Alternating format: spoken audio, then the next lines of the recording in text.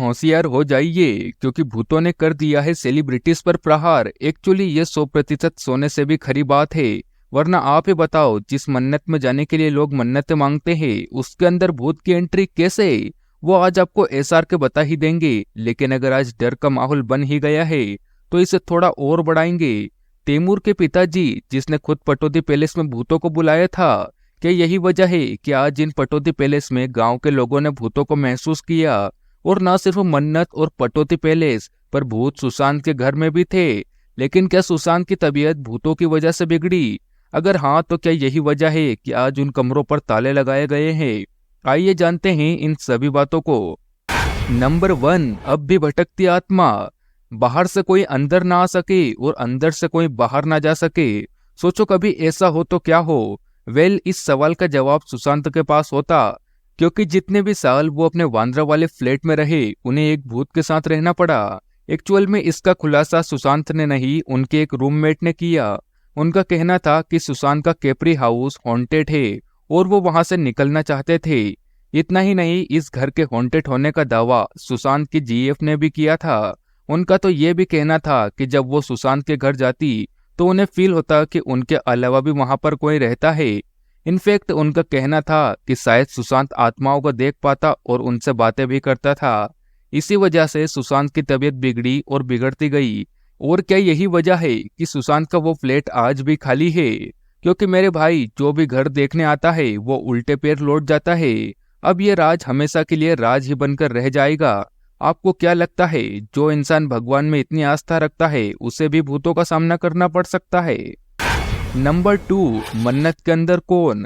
सोचो आप अपने घर पर वीडियो बना रहे हो, चारों ओर सन्नाटा छाया हुआ है, आपके सिवा घर पर कोई नहीं है।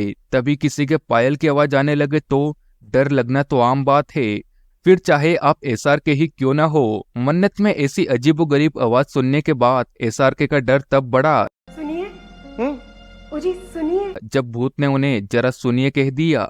लेकिन शाहरुख को कपकपाता देख भूत ने भी रिवील कर दिया कि वो फ्रेंडली भूत है ना। उसने शाहरुख पर लट्टू होकर नहीं, बल्कि अपनी मूवी के प्रमोशन के लिए किया था।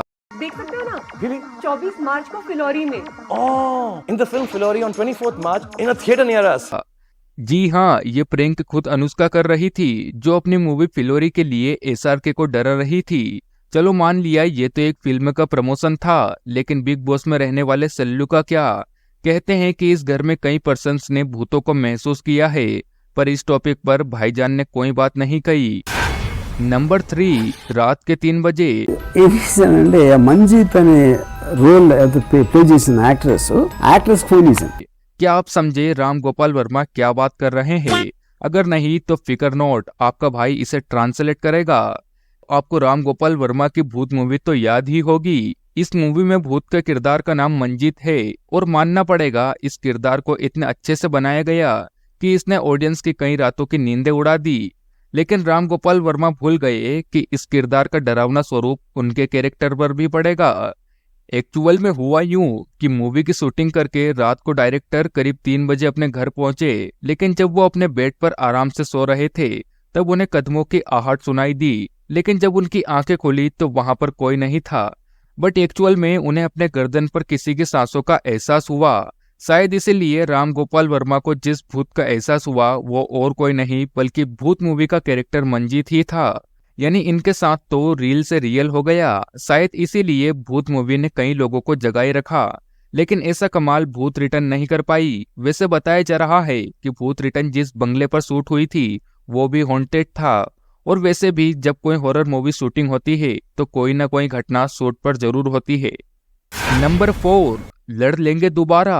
अता माची सटक ली। शायद अजय भी यही कहते होंगे जब उन्हें भूत दिखता होगा, क्योंकि 1991 में डेब्यू करने वाले अजय ने अपने करियर के शुरुआती 10 से 12 सालों में भूतों को लगातार फेस किया है। जी हाँ, शैतान मूवी के ट्रेलर लॉन्च पर जब अजय से पूछा गया कि क्या आपने कभी भूतों का सामना किया है, तो मेरे भाइयों अजय ने खुलकर कह दिया जी हाँ। लेकिन जो भी चीज थी वो बस शुरुआती सालों तक थी।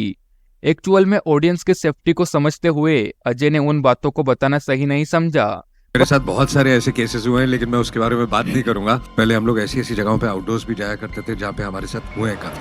और जरा सोचिए, जहाँ कोई भूतों का एक बार भी सामना करना ना चाहेगा, वहाँ अजय भैया ने 10 से 12 सालों तक भूतों को झेला है। नंबर 5, मुंबई से दिल्ली रिटर्न 4 दिन काफी है आपको ये अनुभव कराने के लिए कि आप एक गलत घर में रहते हो। ऐसा ही कुछ नरगिस के साथ भी हुआ जब वो दिल्ली से मुंबई शिफ्ट हो गई। हालांकि जब वो शिफ्ट हुई तो वो जगह उन्हें काफी नॉर्मल लगी, लेकिन फिर आई वहां रहने की पहली रात। उस रात उन्हें सपना आया कि एक 6 फुट लंबा सफेद आदमी नरगिस को शमशान ले जा रहा था। वो कब्र खोदकर हड्डी समेत मांस खा रहा था और ये चीज करने को नरगिस को भी कहने लगा। तो नरगिस की आंख खुल गई और ये सपना नरगिस को लगातार 4 रातों से आता रहा। इसके बाद नरगिस ने वापस दिल्ली जाने का डिसीजन लिया, लेकिन जब वो शिफ्ट कर रही थी तो उन्हें कबाड़ से पक्षी के 4 मरे हुए बच्चे मिले। अगर आप लोगों के पास भी कोई ऐसी जगह है तो वहां से फटाफट निकल जाओ। नंबर 6, आओ कभी पटौती में। जब इंसान ही नवाब हो तो उसके शौक कैसे नॉर्मल होंगे। लेकिन भैया भूतों को बुलाने का शौक कहाँ का हुआ। ऐसे उटपटांग काम करने के लिए सैफ ने अपने काम में अपने दोस्तों को भी ऐड किया। बात हरियाणा के पटौती पैलेस की है। इस घर में सैफ ने सभी दोस्तों को साथ बिठाया और भूत बुलाने वाले बोर्ड को निकाला। लेकिन लाख कोशिश करने के बाद भी सैफ घर पर भूतों को नहीं बुला पाए। पर एक्चुअल में वहां के लोगों ने कई बार पटौती पैलेस के आसपास भूतों को देखा है, फिर भी सच्चाई का आज तक पता नहीं चला। जी हाँ, अगर सैफ की माने तो वो भूतों को लेकर काफी दिलचस्पी रखते हैं। इनफैक्ट वो अपने बेटे को भी भूतों के शो देखने के लिए कहते हैं। और वैसे भी सैफ अपने आप को एग्नोस्टिक बताते हैं, यानी वो इंसान जो भगवान के विषय में विश्वास नहीं रखता। नंबर 7, एक बंगला बने न्यारा। सबके सपने में है ड्रीम गर्ल, लेकिन ड्रीम गर्ल के सपने में एक ऐसा भूत जो रोज रात उनका गला दबाता हो। चौंक गए ना, राइट। लेकिन ऐसे ही चौंका देने वाली रातें हेमा जी की होती जब वो अपने जुहू वाले बंगले में सोने जाती। बात लगभग 1968 की है, जब हेमा जी की फिल्म सौदागर हिट हुई। इसके बाद हेमा सन फैमिली के जुहू बंगले में शिफ्ट हो गई। लेकिन जल्द ही हेमा के साथ भी पैरानॉर्मल एक्टिविटीज होने लगी। जैसे ही वो रात को सोने जाती, उन्हें ऐसा फील होता कि कोई उनका गला दबा रहा है। और जब ये चीजें कई बार होने लगी तो हेमा ने अपनी माँ को गले लगाकर सोना ही ठीक समझा। जबकि इसके बावजूद जितने भी दिन हेमा उस बंगले पर रहने लगी, उनका गला दबता ही रहा। वैसे इस कंडीशन में आप क्या करते, हमें कमेंट में जरूर बताइएगा।